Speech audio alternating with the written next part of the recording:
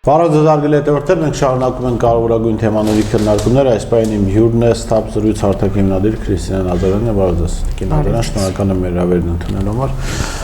Փաշինյանը անցել է, Փաշինյանի իշխանությունը անցել է ձերբակալությունների, կալանավորումների նոր,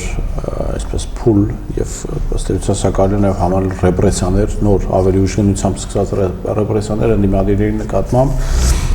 կալանավորված են Արեգ Սամսոնյանը, Արեգ Մանթաշյանը, Վանաձորի քաղաքապետը, ավականու անդամներ կարծեմ քիչ առաջ հայտնի դարձավ, որ ձերբակալվեցին, որն է նպատակը այս ձերբակալությունների, ի վերջո այս մարդիկ իրենց քաղաքական գործունեությունը վերջին 1 տարին չէին փոխել, ինչու հիմա որոշվեց չեզոքացնել իրենց ազատազրկելով։ Շնորհակալ եմ հրավերքի համար, ինձ թվում է, որ 4 ծրագրավորված քայլեր կան, նախ հանրության ուշադրությունը շեղելու բուն այն գործընթացներից, որոնք շատ կարևոր են մեր երկրի համար եւ մեր ապագայի համար, եւ այդ էժանագին շոուները, որոնք ցավալիորեն բերում են նման հետևանքների, ձերբակալումների, ինձ թվում է այդպիսի նպատակ ունեն շեղել ուշադրությունից եւ ինչու ոչ նաեւ վախեցնել մարդկանց եւ ասել, որ եթե դուք կնդիմադիր եք, ապա ձեզ վաղ թե ուշ կձերբակալեն, ձեզ անպայման ինչ-որ խոշտանգման կենթարկեն, անպայման կձերբակալեն, անպայման ինչ-որ մի քայլեր կձեռնարկեն, որոնք որ մարդուն կվախացնեն, այն հետևորդներին, ովքեր դա տեսնում են եւ տեսնում են այդ մարդկանց ակտիվությունը, եւ օրինակ Արեգ Մանթաշյանին, Արեգ Սամսոնյանի, բոլորը տեսնում են ինչպիսի ակտիվ քննադատում են իրենք Փաշինյանի քաղաքականությունը եւ զուտ վախացնելու խնդիրն է եւ նոր պերսոնաժներ առաջ բերելու այդ ձերբակալումների ընթացքում, երբ որ Սահմանադրական դատարանի որոշմամբ 3 պատգամավոր Հայաստան Դաշինքի ազատ են արձակվում, ինձ թվում է ինքը ուղղակի լրացնում այդ բացը եւ նոր ձերբակալումներ է նախաձեռնում։ Որպես ընդդիմությունը շարունակի զբաղվել իր թիմակիցների ազատությամբ։ Այսպես թե այնպես զբաղվում են, որովհետև դա մի գործընթաց է, որը չի կարող անտեսել ընդդիմադիր հասարակությունը եւ չի կարող ասել, թե լավ ոչինչ, մենք դրանով չզբաղվենք։ Դա այն անարդարությունն է, որը որ տիրում է մեր երկրում եւ քաղաքական հետապնդումը, ոնց ժողովրդական խոսքով ասած, պոզով ու պոչով չի լինում, հենց այդպես է լինում, զարմացնում է ուրիշ բան, զարմացնում է մեր երկրում հավաստագրում ստացած դեսպանների դիրքորոշումները եվրոպական երկրների, որոնք մեր հասարակության եւ ընդհանրապես աշխարհում ընկալվում են որպես ազատակամության,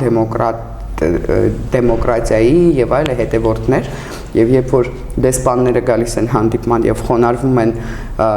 Նիկոլ Փաշինյանի առջեւ, Նիկոլ Փաշինյանը կարծում է, որ այն ինչ որ ինքը անում է, ամբողջովին ընդունելի է այդ երկրների համար եւ շատ վստահ առաջ է գնում։ Ես միաժամանակ առաջ, երբ որ տեսա այդ խոնարհվող դեսպանին, շատ զարմացել էի, որովհետեւ նման կադրեր տեսել էի շատ հին տեսահոլովակներում, լուսանկարներում, թե ինչպես էին նույն ձև խոնարհվում Հիտլերի առջև եւ ինչ հետևանքների դա բերեց Եվրոպայի համար։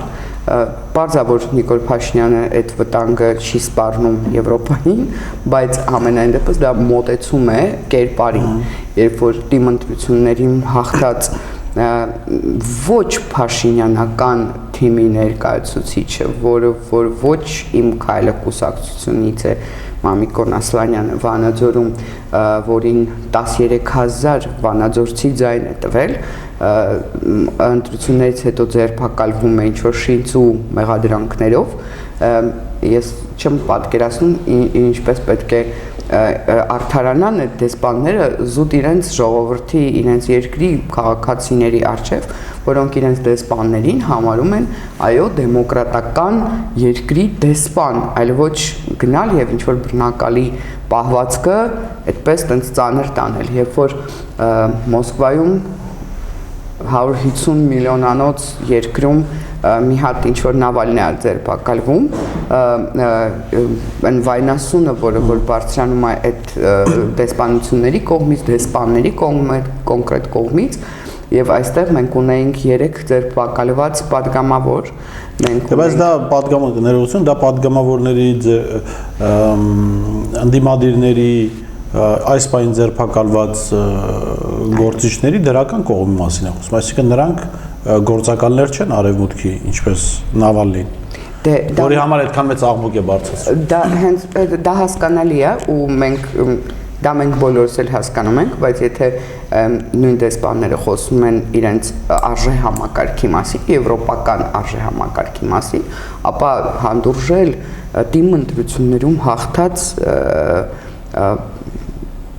տեխնացուի ձերբակալությունը եւ ոչ մի ձայն չհանել, դա նշանակում է միայն մեկ բան մեր հասարակության համար, ու մենք պետք է դա հասկանանք, որ կարծես թե Նիկոլ Փաշինյանը ունի այդ դաբրոն, այսպես ասած, անել ինչ որ ինքը ցանկանում է, բայց դա ինչ հետևանքների կբերի, դա արդեն այդ երկրները պետք է վերլուծեն եւ հասկանան, ինչքան շատ խոնարհվեն, այնքան Հայաստանում տիրելու է անօրինականությունը, ապօրինի որոշումներ են կայացվելու եւ արդարադատությունը որպես քաղաքական գործիք է օգտագործվելու։ Ինչ որ մենք տեսնում ենք։ Ինչ է կատարում Երևանի քաղաքապետի շուրջ։ Սա իրական պայքար է ինչ որ Հայկ Մանուկյանին հեռացնելու։ Գիտեք, դժվարանում եմ ասել իրական է թե իրական չէ, ինձ համար չի կարող լինել իրական, քանի որ ինչպես ստացվեց, որ 2 տարի, 3 տարի Հայկ Մանուկյանը ամբողջովին հարմար էր եւ նորմալ էր որպես Երևանի քաղաքապետ եւ հիմա մի օրում պարզվեց, որ հարմար չի, տեղին չի եւ պետք է փոխարինվի։ Ինձ թվում է դա կարա լինի շատ արհեստական նախաձեռնություն, որպեսզի թեժացնել թեման եւ արհեստական պայքար ստեղծել թիմի ներսում, որը շատ ընդունված տեխնոլոգիա է, այսպես ասած, երբ որ նույն թիմի ներկայացուցիչներ սկսում են իրար դեմ մրցակցել եւ ստեղծել տպավորություն, որ մրցակցություն կա իրական։ Չնայած մենք գիտենք, որ խոսակցություններ են գնում, որ կա ուրիշ տեխնացու, որ Խաչատուր Սուքիասյանն է ուզում դառնալ Երևանի քաղաքապետ, ես չգիտեմ որքան վար է ճիշտ եւ ինչին է դա նրան անհրաժեշտ, բայց նաեւ գիտեմ, որ եթե падգամավոր է դարձել, ուրեմն ինչ որ մի կերպ անհրաժեշտ է։ Եվ դա կարող է լինել արհեստական թիմի մեջ ստեղծված պայքար, բայց նաեւ կարող է լինել եւ իրական, որովհետեւ Հայկ Մանուկյանը բացի այն որ նախաձեռնողն է եղել եւ առաջին հերարցակողն է եղել սև ու սպիտակի, չնայած մենք հասկանում ենք, որ եթե այդ երևույթը չլիներ, ապա այդ միտքն էլ նրա մոտ չէր ծագի, երևույթը կար, այդ դոկտրինան արդեն մշակված էր եւ այդ ուղղությունով նրանք գնում էին հասարակությունը կիսելու, ինչ որ մեկը պետք է այդ կերպար այդ դերը կատարեր, դա կատարեց Հայկ Մանուկյան, ցավոք վերցրեց իր վրա այդ այսպես ասած առաքելությունը Նիկոլ Փաշինյանի կողմից տրված ասելու այդ հենց այդ ֆրազան, հենց այդ բառերը, որ սև եւ սպիտակ, այո սևեր եւ այո սպիտակներ։ Եվ ինչպես տեսնում ենք 3 տարի ոչ մեկին չէր խանգարում, շատ հանգիստ իր տեղում նստած էր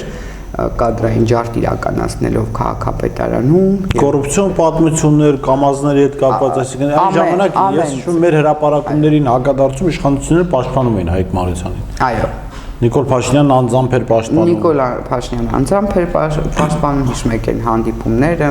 զրույցները, լայվերը, այսպես ասած համատեղ անհեթեթ, անբացատրելի, դե ինչևից է։ Եվ որևիցե ձև Հայկ Մանուկյանը չէր խանգարում։ Կարող է իրական պայքար լինել, այո, նույն թիմի մեջ երկու տեխնացուի, եթե չեմ սխալվում, թիմ ընտրությունների ժամանակ էլ ենք նման պատկեր ունեցել, ուղղակի դժվարանեմ հիմա ասեմ կոնկրետ որտեղ մասն է խոսքը, երբ որ կար երկու տեխնացու քաղաքացիական պայմանագիր կուսակցության կողմից, բայց մեկը ընտրվեց, այն մյուսը գնաց իր դաշինքով հանդես եկավ եւ մասնակցեց։ Այսինքն մենք տեսնում ենք, որ այդ թիմն էլ, այսպես ասած, այդ կայունությունը արդեն չունի եւ ինչի չունի, որովհետեւ չունի իրենց առաջնորդը, այնպեսի տպավորություն է, որ լուծված հարց է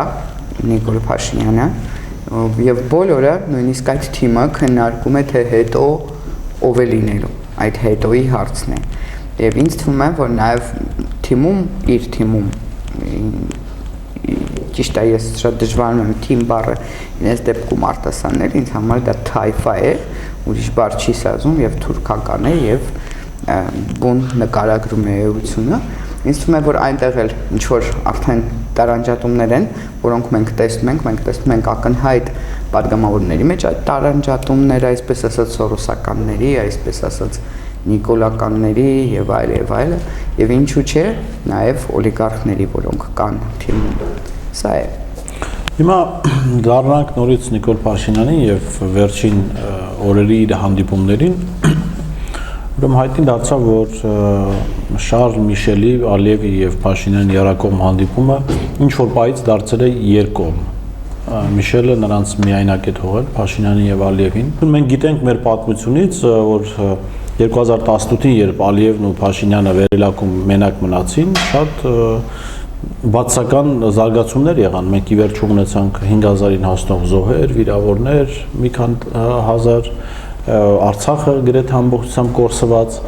եւ Արցախի պետականությունը գրեթե ոչնչացված է վիճակում։ Սա Դուշանբեի վերելակի արդյունքներ կամ հետևանքը։ Հիմա իրենք նորից մենակ են մնացել ինչ որ ընթացք։ Հայտնի չէ մի քանի ժամ, մի քանի րոպե կարող են լինել նոր գաղտնի պայմանավորվածություններ, նոր զիջումներ, ինչ սպասենք դրանից։ Գիտեք, ինձ մոտ այնպեսի տպավորություն է, որ ամբողջ աշխարհը ավելի մտահոգ է այն զարգացումներին, որոնք որ պետք է լինեն, քան Նիկոլ Փաշինյանը եւ իր քաղաքական ուժը։ Ինչի՞ եմ այդպես ասում, որովհետեւ մենք տեսնում ենք, որ այն պայմանագրերը կամ թեկուզ այն հայտարարությունները, որոնք լինում են երակողմ կամ այլ ֆորմատի հանդիպումներից հետո, այսպես ասած, ինչ որ լուրջ շատ ինչ որ բաներ չեն պարունակում եւ մենք հասարակությունը չի տեսնում այն իրականությունը, որը որ կատարվում է թե երակողմ, թե երկկողմ, թե Մոսկվայի միջնորդությամբ, թե Բրյուսելի միջնորդությամբ, էական չէ։ Ուղղակի հասարակությունը ստանում է ինչ որ մի հատ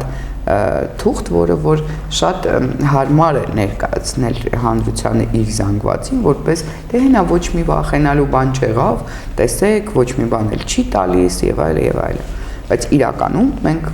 տեսնում ենք գործողություններ։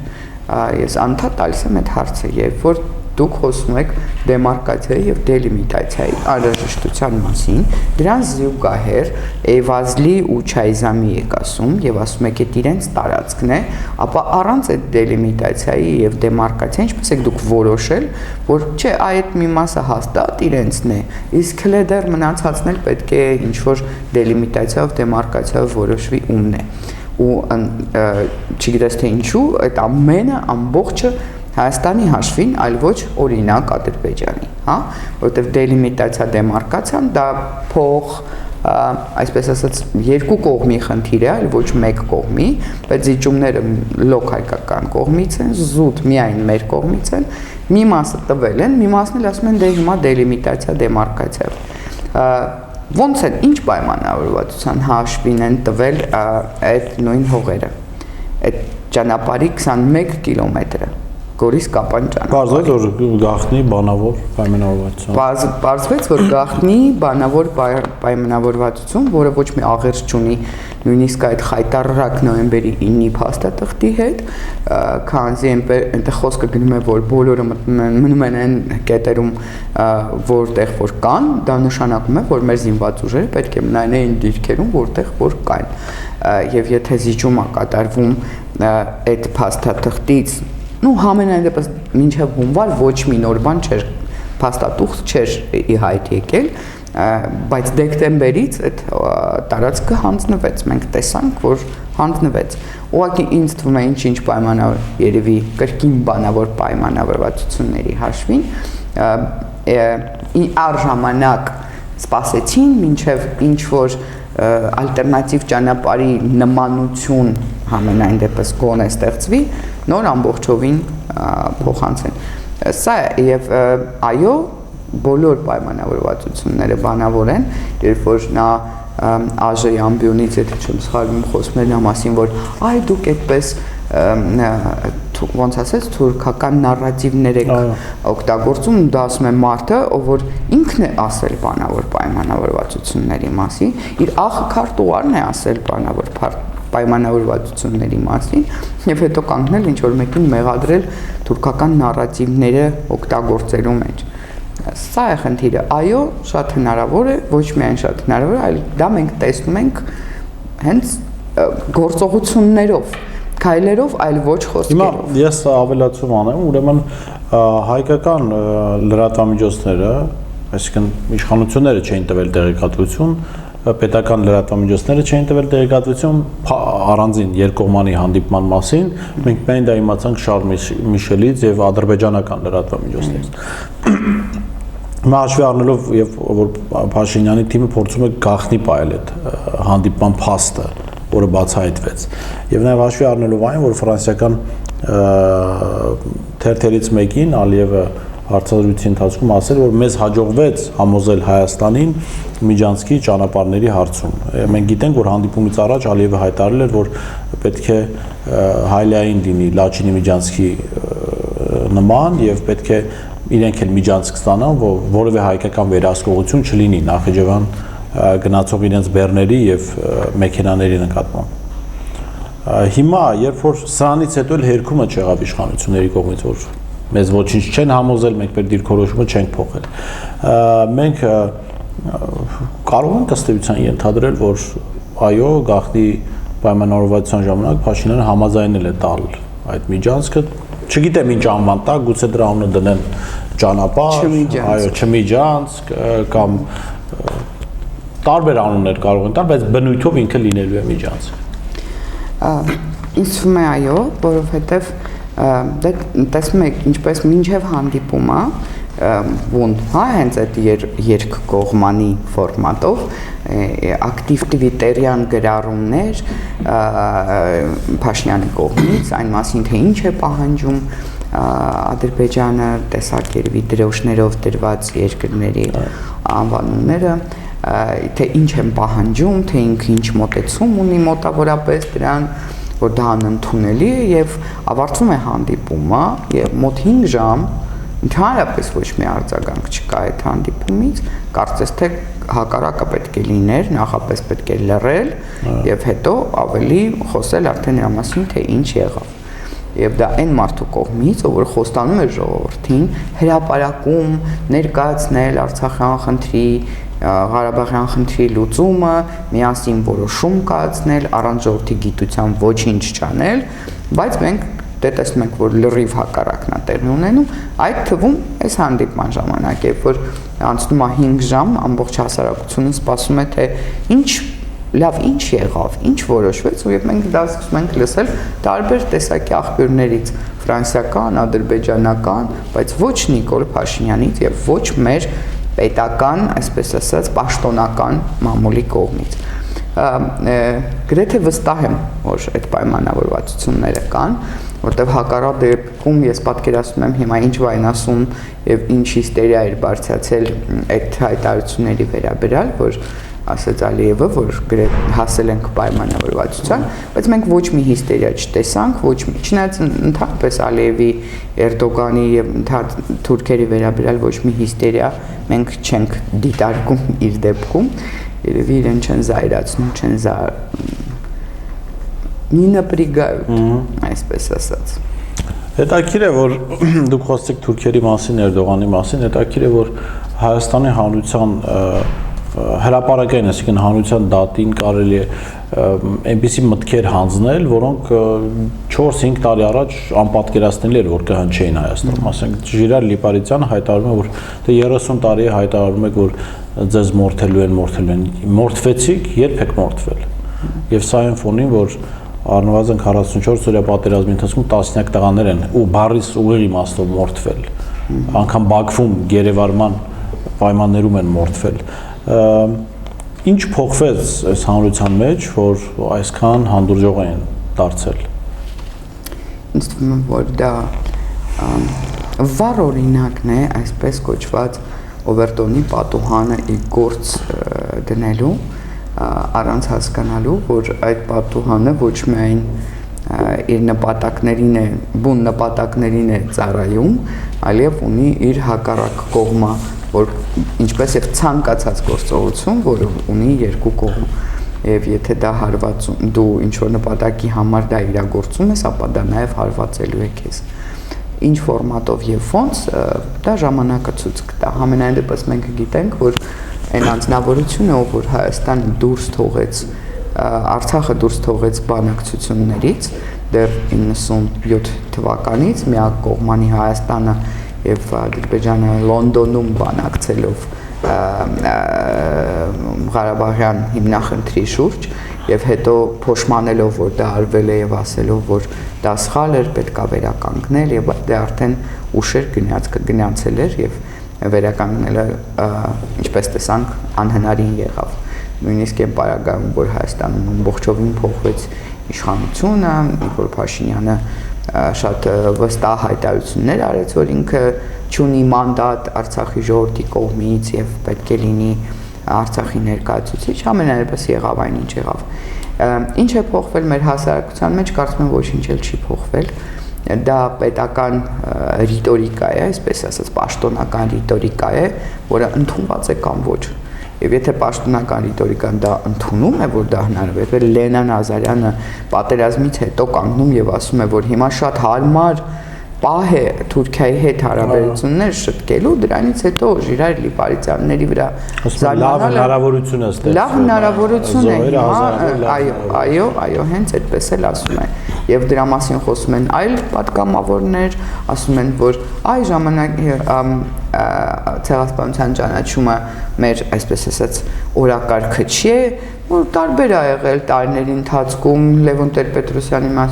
ժամանակ չի եղել, Քոչյանի ժամանակ եղել է, հետո էլի տենց այդքան էլ չի եղել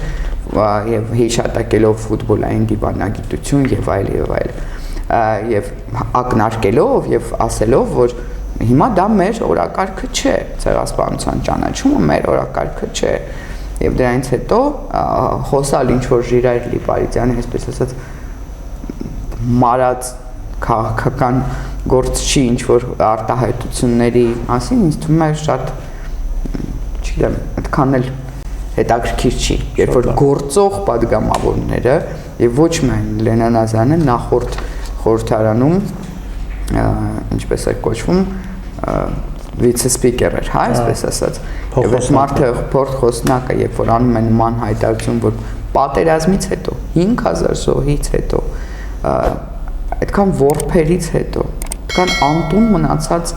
20000 ընտանիք մնացել է առանց օթևան։ Դրանից հետո,